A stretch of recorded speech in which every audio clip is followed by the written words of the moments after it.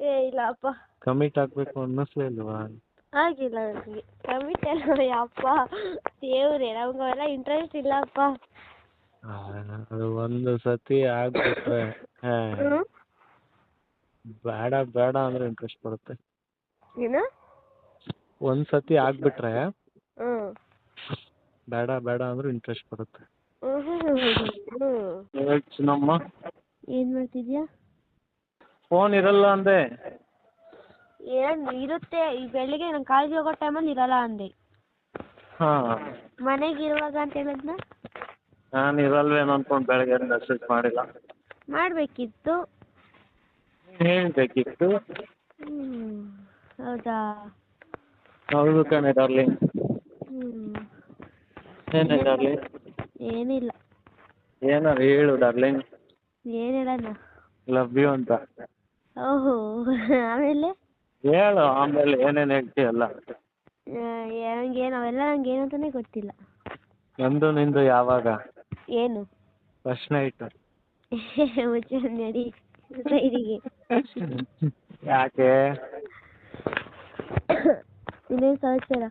ಬೆಸ್ಟಿಗೆ ಕೊಡೋದಲ್ಲ ಇನ್ಯಾರು ಕೊಡ್ತೀವಿ ಹುಚ್ಚಿ? ಹೌದಂತೆ. ಹಾಂ, ಬೆಸ್ಟಿಗೆ ಕೊಡಬೇಕು. ಮತ್ತಿನ್ನೇನು ಸಮಾಚಾರ? ಹೇಳ್ಬೇಕಪ್ಪ, ತುಂಬಾ ಮಾತಾಡೋದೈತೆ. ಮಾತಾಡು. ಫ್ರೀ ಇದೆಯಾ ನೀನು?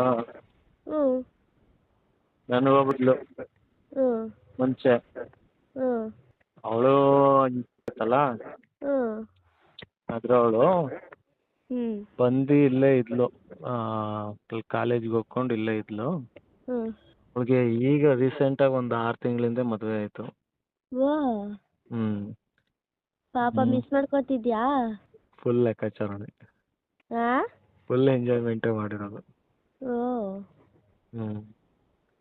ಈಗ ಮದುವೆ ಆಯ್ತು. ಮದುವೆ ಆದ್ಮೇಲೆ ಅವಾಗವಾಗ ಫೋನ್ ಮಾಡ್ತಾಳೆ. ಆ ಥರ ಏನಿಲ್ಲ ಈಗ.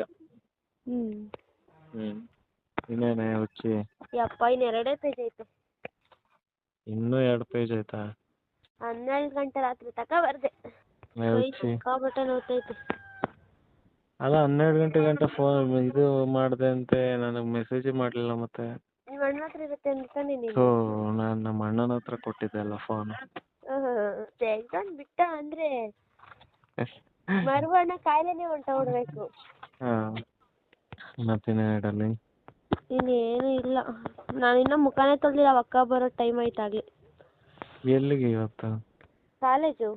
ಕಾಲೇಜಿಗೆ ಅಕ್ಕ ಎಲ್ಲ ಬರ್ತಾರಾ? ನಮ್ಮ ಸೀನಿಯರ್ಸ್ಗಳು. ಹಾಂ ಹಾಂ.